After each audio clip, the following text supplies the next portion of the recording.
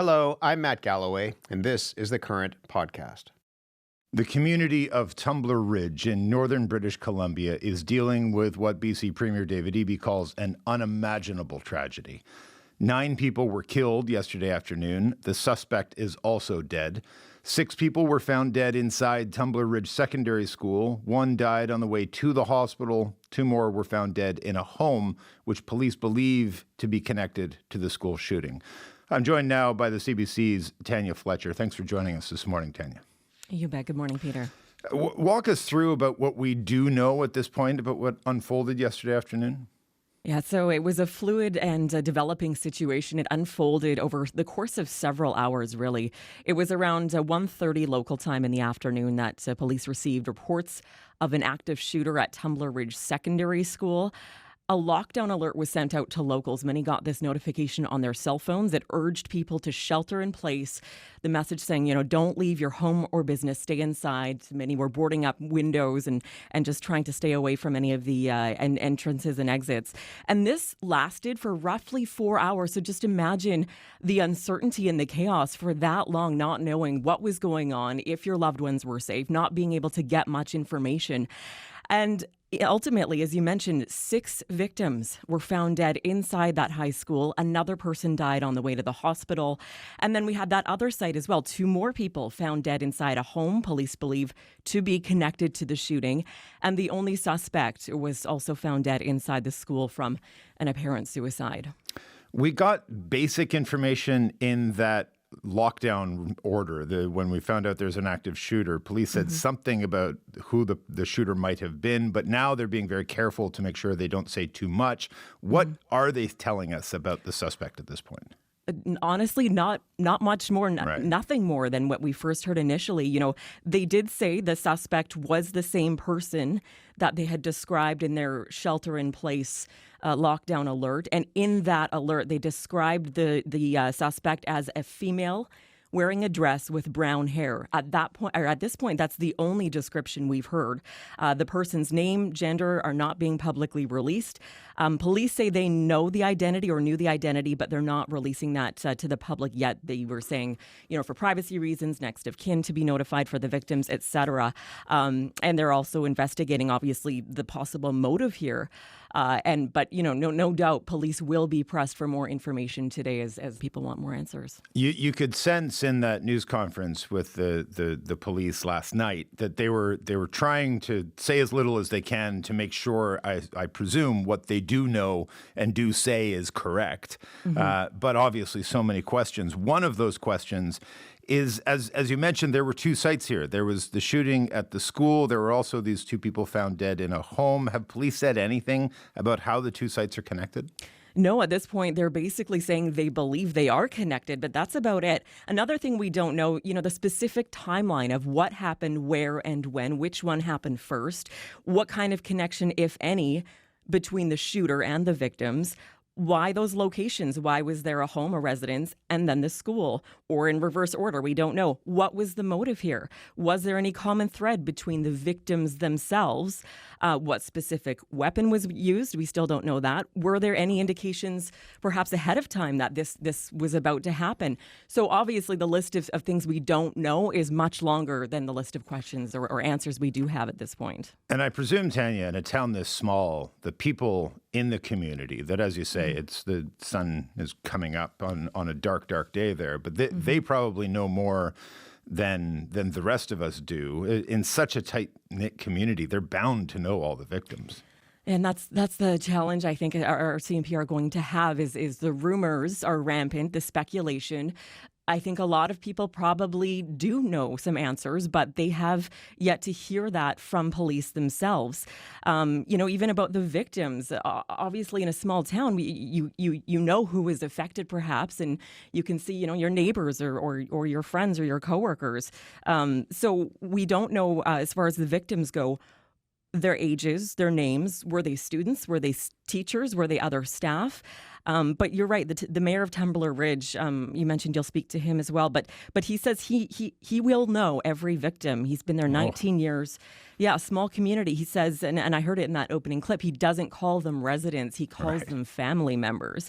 That pastor as well, he used to be a teacher at the school. Exactly. And those are a lot of parallels we're hearing, too, is people, he's a pastor now. He used to be a teacher. One of the people who worked at the healthcare center, has a son that goes there. And so there are so many intertwined connections in this community. And the pastor as well, we heard last night, he was speaking to us and he said he was at, I believe it was the community center or wherever RCMP were kind of holding as their main point of contact with the community and family members who likely had children involved were gathered there.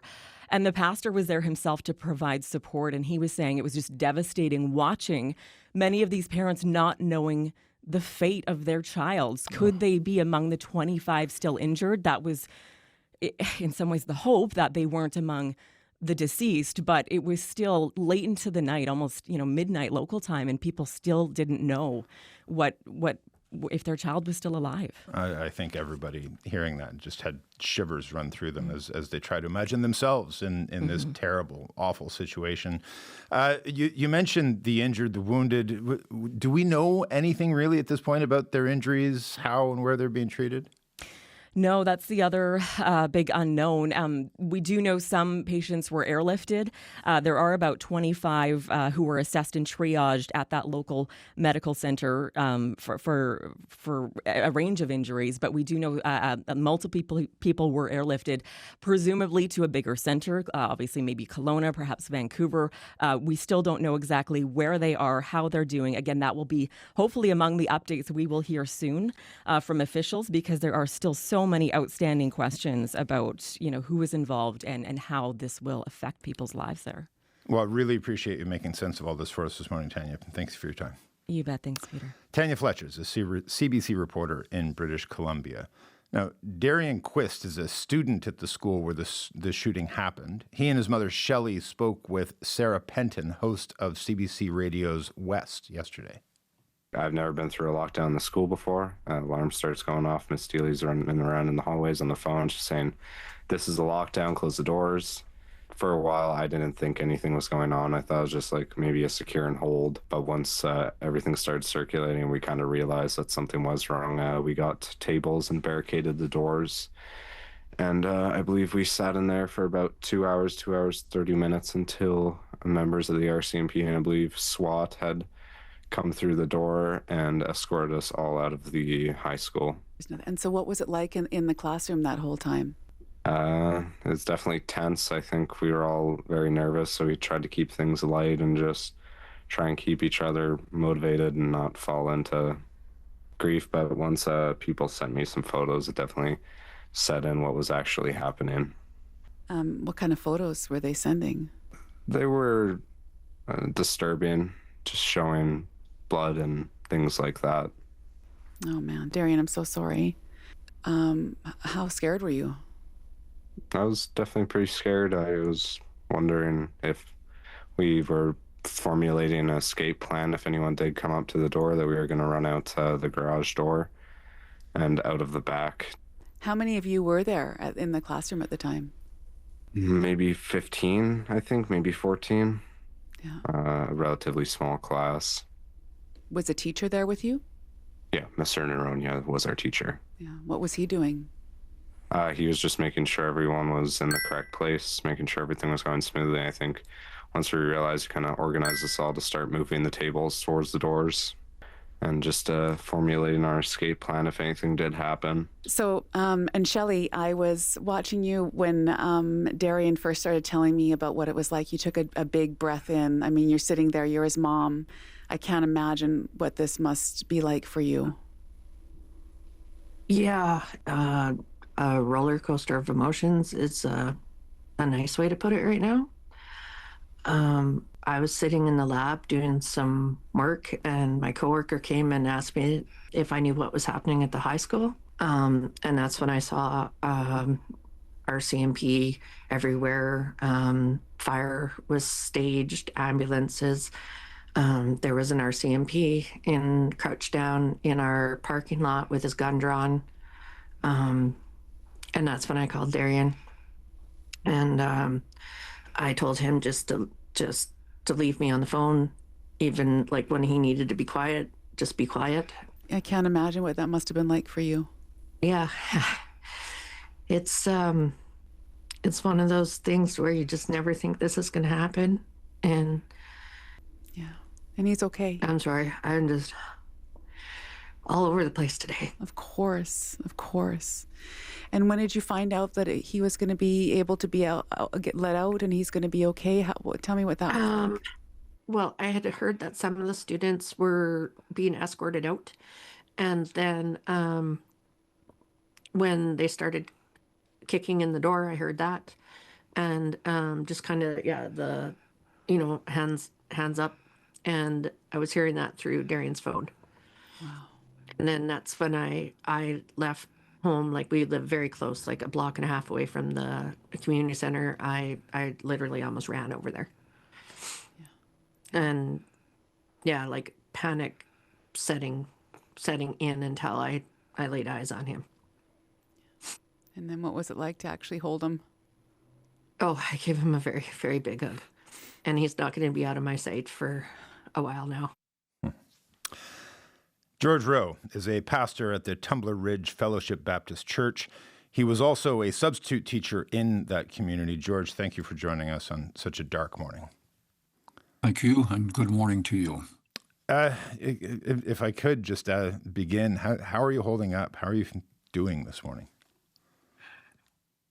Golly, that's a big question. Yeah. A lot of emotions. I haven't really slept the night at all.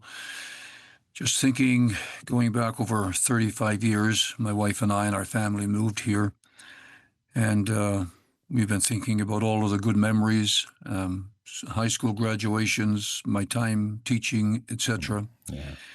And to come to realize that a tragedy like this hit this small community, it's like the word unimaginable. I've probably heard it 100 times in the last 10 or 12 hours. And really tough to take it in. It's very emotional. A lot of these families, of course, I know. And it's going to take some time for the healing, the coming together, helping each other. But we'll be there. We'll be there for each other for sure. I wonder what you do in these moments. I mean, so many families are in such shock and such pain. What is a message to them today? Well, people I talk with, there's the message of hope, and we need to wait as well. Like, there's a lot of unanswered questions out there, and parents are asking why. Like, even as we speak now, there are still parents who have not been informed whether their child survived or not. Oh. And so I left the center late last night, and when I got home, it was confirmed that one family member was confirmed deceased. Now, whether there are more since then, I'm not aware.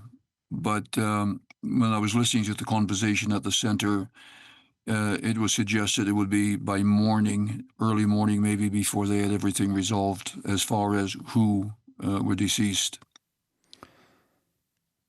I don't want to go back through the moment of it too much, but you worked as a teacher in that high school. And did your kids graduate from there as well?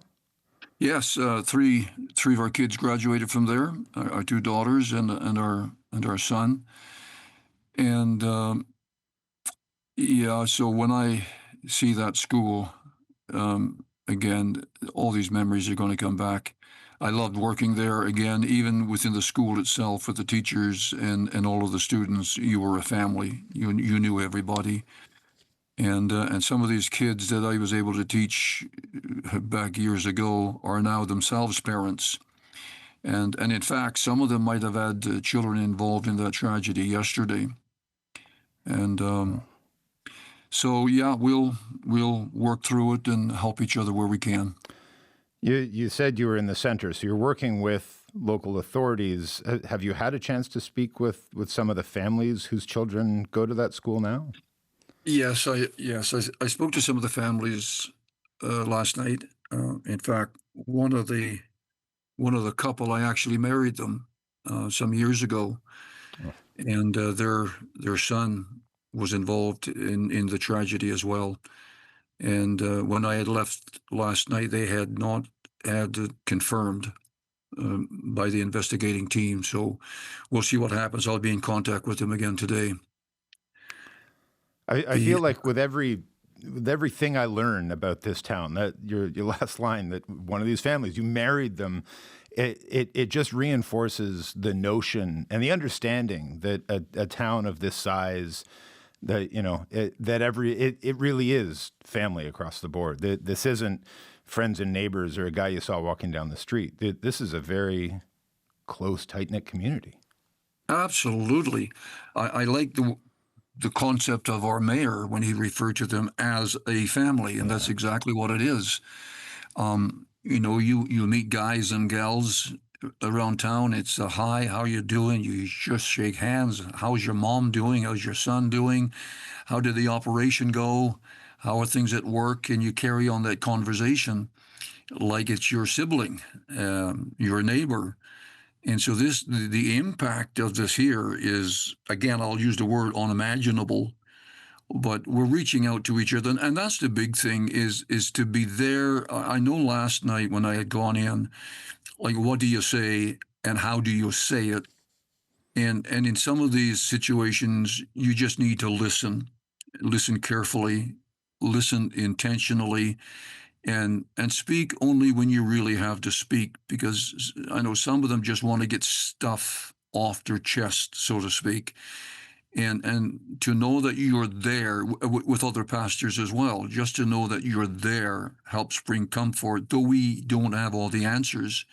And that's the kind of a community that we live in. And the camaraderie and the love and the fellowship will never leave this town, never. And we're going to be much stronger as a result of that, because we're going to heal together. That's for sure.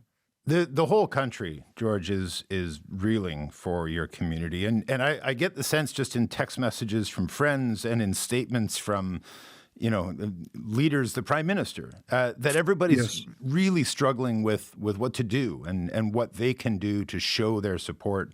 I think you have really good advice about listen carefully, speak only when you have to. What can the rest of the country do to show their support for Tumbler Ridge today? Well, I just did an interview with this out of Dublin, and the same question was asked: What can you do?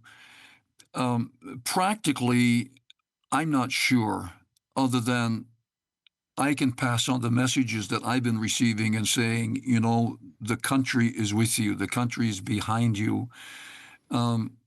The country is supporting you, and locally, of course, counseling sessions. I've had calls from right across the country, and we've got counseling services coming in. We're making our church available for sure for some of the little practical things, but they know the country is behind them, and we need to convey that message to them, because right now the last thing on their mind is what is the news saying? Like, right. What's the world saying? They're dealing with their deep, excuse me, but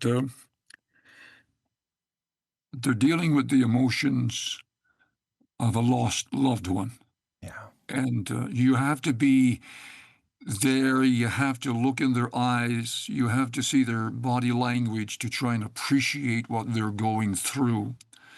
But once the dust is settled, the realization comes that they're not alone, that the country is behind them, will again further their hope that the road that they will tread will eventually become a little smoother than the one they're walking on right now. Well, George, I think it's important to note that you need to take care of yourself as well. The spiritual leaders can only be as supportive as they can if they're, you're seeking support yourself, right? Absolutely. Both my wife and I, and we've dealt with lots of tragedies in the past, of course, not to this extent, But again, you're talking about the community. As the local pastor here, I've done, I don't know how many celebrations of life. People that I worked with years ago at the mine site, and a lot of these, when they passed, I was asked to come and, so there's that interconnectedness. For sure. And that love. So, yeah, my wife and I are doing well. We've got great support from our family, our kids and grandchildren, and that's all good. Well, we're going to have to leave it there, but I do appreciate you speaking with us and the work you're doing there, and do take care of yourself this morning. Thank you very much, and you have a great day. And again, thanks for just allowing me to speak. Indeed. George Rowe is a pastor at the Tumbler Ridge Fellowship Baptist Church. Across the country, people are in shock with the news of this mass shooting at the secondary school in Tumbler Ridge, BC. Joining me now is Daryl Krakauka, the mayor of Tumbler Ridge. Mayor, appreciate you coming on this morning. Thank you. Yeah, thanks, Pierre, for the invite. My condolences, obviously, to you and your entire community. How are you holding up this morning? Well, I think reality's starting to kick in a bit more. Yeah. Yeah, it's very tragic for a small community. Yeah, pretty stunned. I think pretty numb. I guess it's not about me, man. It's about the families. It's about our community. I think people are still just learning a bit about Tumbler Ridge. It's in one of my favorite parts of the country. Can you tell us a little bit about your town and your community and just, everyone says these words about its tight-knit community and it's really close. Words can hardly convey it, though, can it? Yeah, we're 100%. It's about 2,700 people here, and like to me, we talk residents. To me, they're family. We're one big family here in Tumbler Ridge, and this community comes together so strong and support each other with other events we've gone through with fire evacuations and such like that. And yeah, it's just like one big family. To me, we live in a rural, remote area of northern BC, and to me, it's God's paradise. And it's just, to me, it's one big family here. It's a very open community. When new residents move here, it's so supportive of everybody within our community. It's one big family, and to see a tragic event that happened yesterday at the secondary school, and as we learn more and more, and as more information comes out and investigations happen, and we get updated more, and we lost family members yesterday. Yeah.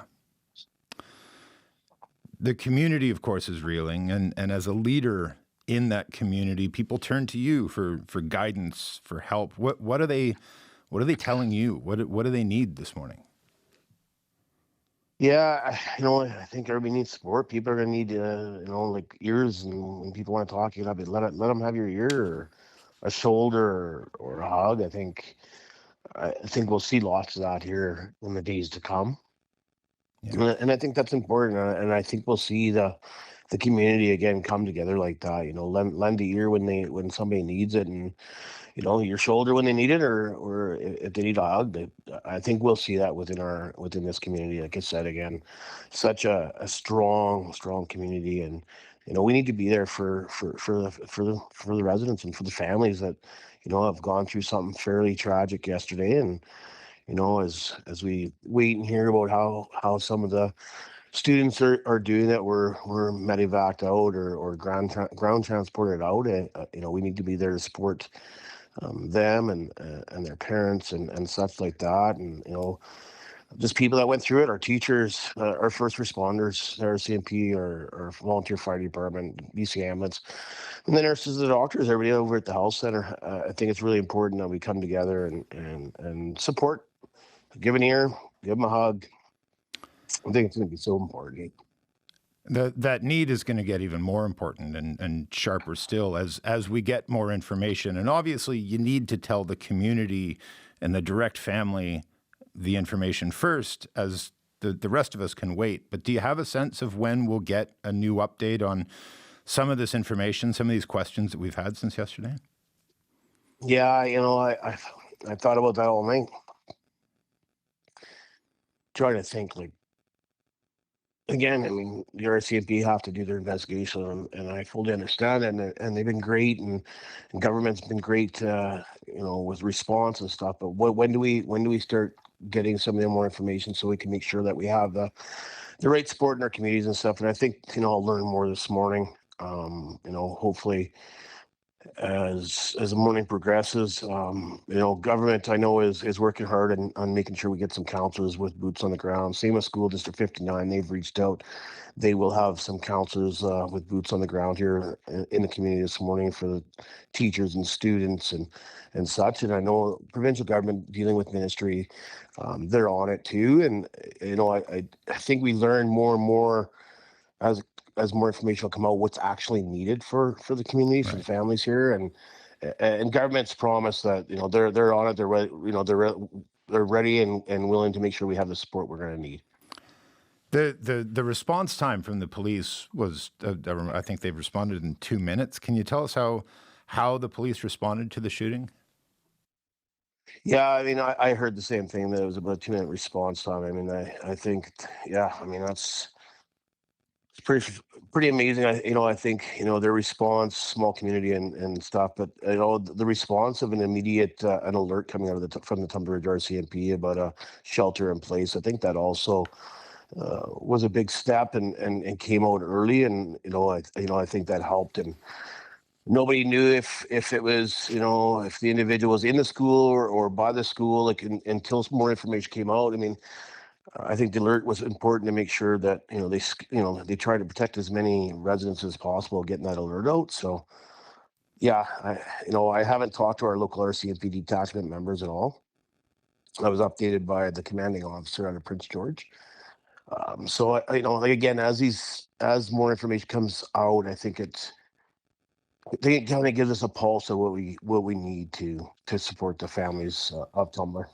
I mean, anybody who's lived in a small town knows that those detachment officers, the healthcare workers, it's not like a big city hospital where a bunch of people get rushed in and they've never seen them before. These are members of that community you've been talking about that is so close.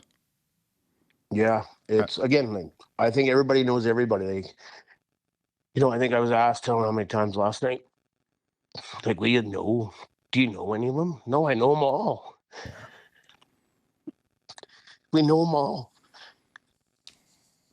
We're going to be there to support, all the families. I mean, the RCMP would know them all. The health center probably knows them all.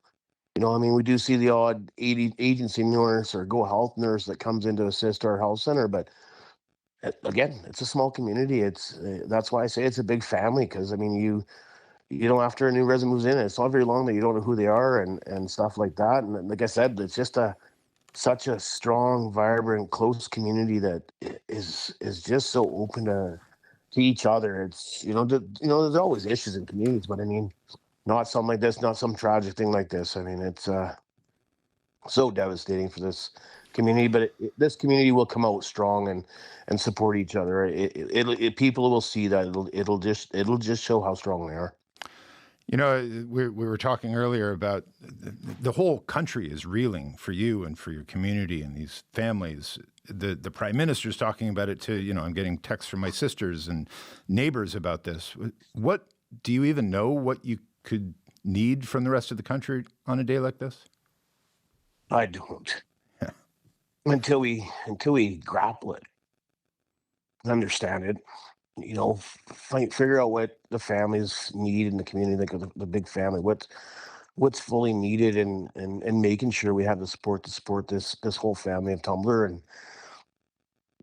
and we've that's what's been said. What we need, they'll give us, and I believe that, and I just think again we gotta come together as a big family and give an ear when you need to give an ear, give a shoulder when you need to give a shoulder, and give that hug. Like it's Yeah, I think it's going to be important. It's going to be important not just today and tomorrow or next week. It's it's going to be a lengthy recovery, in my opinion, and trying to grieve through this as a family and make sure we have the support for everybody involved. I think it's so important. I was just talking to George Rowe, who you know, and asking him to make sure he's taking care of himself in these tough times. To, as you say, get that hug and take that shoulder, allow yourself the support. And are you able to do that for yourself on a day like this? Yeah, I got family too. Yeah. And the community. I mean, like I said, it's just tough to I don't know. I don't even know how to say it. I just care. Yeah. Well, We just need to be here for that. We just need to be here for this family as a whole. And I don't know. I think I'm trying to think too much, trying to get the wonder why and could we have done something different, and the loss of life, and those are people's family members, but they are the family of Tumbler. Like it's pretty big. Like you don't realize it. I mean, I think you realize it more and more as the hours go by, but no, there's lots of support here. I mean, we have counselors coming in, but I mean, I have support of counselors, and ex-mayors have reached out. Ministers have reached out, and my staff at town hall have been great. And again, we just need to make sure we're supporting everybody. So if people need an ear, they have that opportunity, or if they need a shoulder or a hug. And I just think it's just so important as we go through this as a big family, and make sure that we're doing our best to support each other, and just try to come to terms and make sure people are taken care of. It's so important for our young children and our youth, and our adults. It's just it's going to be a road to get there, but this community is so strong and vibrant and stuff that we'll come out of this strong, very supportive of each other, and it'll just take time. It will. Daryl, do take care of yourself. I appreciate you making the time and just being so honest and raw with us this morning. Yeah, I thank you for that. Daryl Krakelka is the mayor of Tumbler Ridge, British Columbia. Larry Neufeld is the MLA for Peace River South, which includes the community of Tumbler Ridge. Larry, good morning to you. Good morning, Peter. When did you first get word that something was going on in Tumbler Ridge? I believe from the timeline, I believe that I was aware very, very quickly as things unfolded. My office did receive a call from a constituent, and unfortunately, I was in a caucus meeting. We're not allowed telephones in there, but when my phone started lighting up, it was time to look at voicemails and texts and whatnot. And unfortunately, I believe that I was aware very, very early on. We just heard that heart-wrenching conversation with the mayor talking about his community and what they're going through, what he's feeling. What have you been hearing from residents? I am not aware of a word in the English language that is strong enough to convey the level of devastation that has occurred to this community. I don't have words strong enough to convey. These are my family. These are my friends. These are my constituents. And this has hurt me as a human being. I was talking with the mayor. We were talking with the pastor earlier about, everyone from outside the country is reeling, and our hearts are just bursting for them and with them. And I think people will struggle today. But what can they do? What can they provide? Can they, light a candle or do something? What do you see as your role as the local MLA in light of this tragedy? My role, in my mind, is to provide support wherever I can. And I will, as Daryl said earlier, every phone call that I made last night, whether it was midnight, whether it was 2 a.m., ministers within every level of government are answering their personal cell phones, assuring me that every resource available is being dispatched, if not already has been so. In my mind, certainly the crisis management, the counseling, all the mental health components that are going to be critically necessary in the next few hours, I believe are already en route, if not in place. I don't know that they'd be in place quite yet. It's very, very early here. But that the community needs it. The fabric of the community has been torn, and it's going to take a very concerted effort by everyone to repair that tear. It's going to be an awful day for that community. It'll be a tough day for yourself. What are you doing today? You're on the road, I believe. I am. I'm on my way to Tumbler. As I say, when I found out, I was in Victoria, and I will. I'll actually give a little anecdote. I didn't catch the lady's name, but the lady that sat beside me on the flight from Victoria to Vancouver last night was a wonderful human being that I needed, and she sensed something was wrong. She recognized who I was, and she made a very significant contribution to my mental health. And if she's listening, I would like to thank her, and I wish that I had caught her name. But I think she was a very unique individual, a very beautiful human being that was in the right place at the right time, and I'm very thankful that I met her. Well, let that be a lesson to us all on a day like today, right? That we all just, even I'm in Toronto, and I feel like I need to be there for the community and for everyone. So just kind of looking out for one another, right? Absolutely. And I've said this to many. I would challenge you to spend more than 48 hours in Tumbler Ridge and not absolutely fall in love with the community, fall in love with the people. It's impossible to describe without experiencing it. It is a jewel, and it is something that the people are a very large component of what make it that jewel. And there's no words to describe how this has damaged them. I can't describe it. Well, Larry, we'll let you get back up on the road and maybe connect in with you later. Appreciate you making the time this morning. Thanks so much. Larry Neufeld is the MLA for Peace River South. Now, the community of Tumbler has just been through the worst kind of trauma. Parents across the country are waking up to this news this morning with a million questions about how to talk to each other, how to talk to their children about what went on. Dr. Shimi Kang is a psychiatrist with Future Ready Minds and a clinical associate professor at UBC. She's in Vancouver. Hello, Dr. Kang. Hi, Peter. As a psychiatrist who works with children, what was your initial reaction when you heard that these shootings had happened?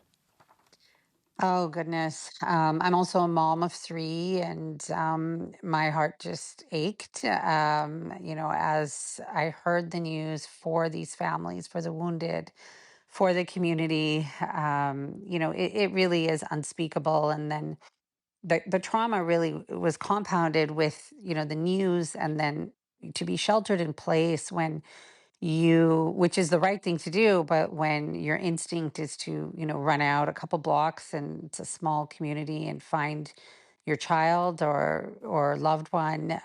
So it really is a traumatic, heartbreaking situation that has occurred there, and I think the whole country is feeling it. When trauma like this is so fresh in a community, what do you think the people in that town, in that community, what do they need today?